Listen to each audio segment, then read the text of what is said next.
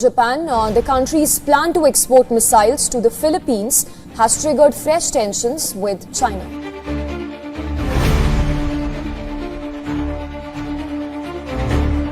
For a long time, the Philippines was never trying to be a military powerhouse. It did not need to be. The focus was inward, building the economy, keeping the country stable, improving everyday life. Defense existed, but it stayed in the background. Modest, practical, just enough. That chapter is closing. Right now, Manila is making a serious shift. Real money is going into the military. New warships, advanced radar, missile systems, expanded defense agreements, large-scale joint exercises. This is not a surface-level upgrade. This is a full reset. And it leads to one direct question: why now? The answer starts with geography, because where the Philippines sits on the map is not just important, it is decisive. To the west is the South China Sea, one of the busiest and most contested waterways in the world. To the north is Taiwan, one of the most sensitive flashpoints on the planet. To the east is the open Pacific, where major naval powers operate constantly. Very few countries sit this close to so many pressure points. For years, that position was manageable. Now, it is a source of constant tension. In the South China Sea, encounters between Philippine and Chinese vessels are happening more often. Coast Guard standoffs, water cannon incidents, close calls at sea. What used to feel occasional now feels routine. And at the same time, the rivalry between the United States and China is intensifying. The Philippines, tied to the United States through a mutual defense treaty, cannot simply stay on the sidelines. It has to move carefully, strengthen its defenses without triggering escalation, protect its territory without overreaching. This is not about becoming aggressive. It is about not being vulnerable. For decades, the Philippine military focused on internal issues: counterinsurgency, disaster response, keeping stability at home. External defense was not the priority. That is changing. What is happening now is a strategic pivot from internal security to protecting territory, because the threats are no longer distant or theoretical. They are happening in real time. Ships colliding, resupply missions being challenged, situations that could spiral if miscalculated. In this kind of environment, capability matters, not to start conflict, but to prevent it. Because in global politics, weakness invites pressure. Strength creates room to negotiate. The Philippines is no longer operating in a calm neighborhood. It is navigating one of the most competitive regions in the world, and standing still is no longer an option. Let's be clear about something. Countries do not suddenly invest billions in defense for no reason. They do it when the environment forces them to rethink everything. For the Philippines, that moment has been building for years, and the pressure point is clear: the South China Sea. This is not just a dispute on a map anymore. It is active, it is physical, it involves ships, crews, and constant maneuvering. The risk level has gone up, and when the risk goes up, the response has to change. The Philippines has overlapping claims with China in areas like the Spratly Islands and Scarborough Shoal, both within its exclusive economic zone. China, on the other hand, claims a much larger area using its 9-dash line, covering vast sections of those same waters. In 2016, an international tribunal ruled strongly in favor of the Philippines, rejecting China's broad claims. It was a major legal victory, but here is the reality. Winning on paper is not the same as controlling what happens at sea. Despite that ruling, confrontations continue. Water cannons, close tracking of vessels, tense resupply missions. What used to be diplomatic tension has turned into constant pressure. That is why defense spending is no longer optional. The Philippines has to protect its fishing grounds, which support entire communities. It has to secure potential oil and gas resources. And it has to make sure its ships can operate freely in its own waters. That is where modernization comes in.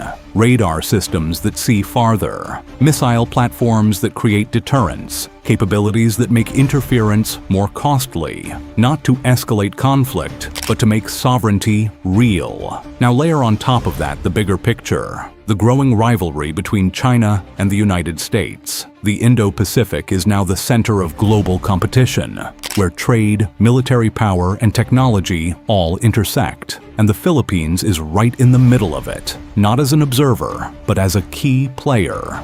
As a treaty ally of the United States, the Philippines has both obligations and opportunities. Recent agreements have expanded U.S. access to Philippine bases under the Enhanced Defense Cooperation Agreement. These are not permanent U.S. bases. The Philippines maintains full control, but they allow for faster coordination, better training, and stronger joint operations. Interoperability improves, deterrence becomes more credible, and strategically, Manila gains leverage, because in this region, posture matters just as much as policy. Put it all together, and the picture becomes clear. Rising tensions in the South China Sea, combined with the growing competition between the United States and China, have created a new reality. A reality where defense is no longer optional. It is necessary. It is not optional anymore. It is a necessity, shaped by geography, by law, and by the reality of power in the region. For decades, the Philippine military looked inward. Its mission was focused on what was happening inside the country, fighting insurgencies, counterterrorism, disaster response, keeping stability at home. Moments like the 2017 Battle of Marawi exposed real weaknesses, gaps in coordination, intelligence, and rapid response that reinforced the need for strong internal security. But while all of that was happening, something else was being overlooked: external defense. Facing major regional powers, protecting contested waters, preparing for maritime pressure, those priorities stayed in the background. Limited budgets, aging equipment, and years of underinvestment kept them there. That era is ending.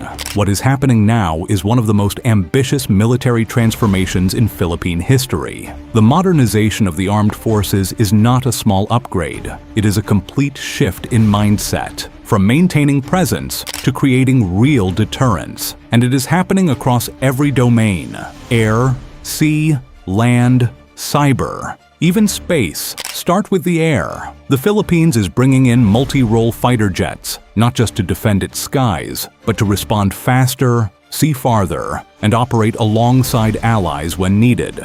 These aircraft are not symbolic. They change how the country monitors its territory, how it patrols its waters, and how it responds to threats in real time. Air power is no longer optional. It is critical. Now look at the sea. The Navy is expanding in a serious way. New frigates equipped with advanced sensors and missile systems are coming online, boosting both defense and strike capability. And for the first time ever, submarines are being explored. That is a major leap, because undersea capability changes everything, from surveillance to strategic positioning. On top of that, coastal missile systems are being deployed to protect key shorelines and critical access points, especially near contested areas in the South China Sea. These systems are designed with one goal in mind: deterrence without escalation, the ability to push back against pressure without triggering open conflict. But modernization is not just about ships and weapons. It is also about technology. Cybersecurity is being strengthened to protect military systems and critical infrastructure. Space-based monitoring is being developed to improve surveillance, early warning, and real-time awareness. Because modern conflict does not only happen on land or at sea, it happens in data, in networks, in information, and whoever controls that space holds a major advantage. Put all of this together, and the shift becomes clear. The Philippine military is moving from a basic defensive posture to a layered, modern deterrent, not just to exist, but to respond, to adapt, to hold ground when it matters. And this is important to understand. This is not about becoming aggressive. It is about being prepared. It is about protecting sovereignty in a region where pressure is constant. At the same time, this transformation is not only about security, it is also about survival. Because defense in the Philippines is directly tied to the economy. The country's waters are rich in fish, rich in potential oil and gas reserves. These are not abstract resources. They feed families. They power industries. They support millions of livelihoods. So, when the Philippines invests in patrols, in radar systems, in coastal defenses, it is not just strengthening the military. It is protecting its future. Securing these waters means fishermen can work safely. It means offshore energy remains within reach. It means no outside power can control how those resources are used. And energy is a major piece of this puzzle. The Philippines relies heavily on imported oil and gas, which makes it vulnerable to global price swings and geopolitical shocks. Protecting local energy resources changes that equation. It builds resilience. It creates stability. It gives the country more control over its own future. Then there are the fisheries. They do more than feed communities. They support the economy, drive exports, and sustain entire regions. When those waters are disrupted, whether through illegal fishing, territorial pressure, or aggressive maritime tactics, the impact is immediate. Jobs are affected. Food supply is strained. Local economies suffer. That is why defense spending is not just about military strength. It is about protecting livelihoods. It is about ensuring that the Philippines can use what is already within its own waters, without interference, without intimidation. And that is where everything connects. Security, economy, sovereignty, all tied together. Because in today's environment, protecting your territory also means protecting your future. At its core, this is about protecting what actually keeps a nation running: its economy, its resources, its future. Because in the Philippines, security and development are no longer separate ideas. They are connected. A secure, exclusive economic zone means more than control on a map. It means fishermen can work without fear. It means energy resources can be explored and used. It means growth can actually happen. A protected EEZ becomes a productive one, and a productive EEZ supports a stronger, more stable economy. Now, while the United States remains a major security partner, the Philippines is not putting all its trust in one relationship. It is expanding. Ties with Japan, Australia, and South Korea are growing stronger through joint military exercises, shared technology, and coordinated defense programs. This is not just cooperation, it is strategy. Because the more partners you have, the more options you gain. The more options you gain, the more leverage you hold, and the more credible your deterrence becomes. Manila is sending a clear signal. It will work with allies, but it will not depend on just one. At the same time, something else is changing inside the country. Public awareness. People are paying attention to what is happening at sea. They are seeing the confrontations. They are hearing about the pressure. And that awareness is turning into support. Support for stronger defense. Support for protecting sovereignty. Because this is no longer abstract. It feels real. National pride, territorial integrity, and the sense of being challenged are shaping public opinion. And that matters, because defense spending is not just a policy decision. It is also a message, a statement of independence, a show of resolve, a way of saying, we will not be pushed around. For many Filipinos, the military is no longer just an institution. It is a protector of identity, of territory, and of rights. But this path is not without tension. Spending heavily on defense comes with trade-offs. Every dollar directed to the military is a dollar not spent on schools, hospitals, or poverty reduction.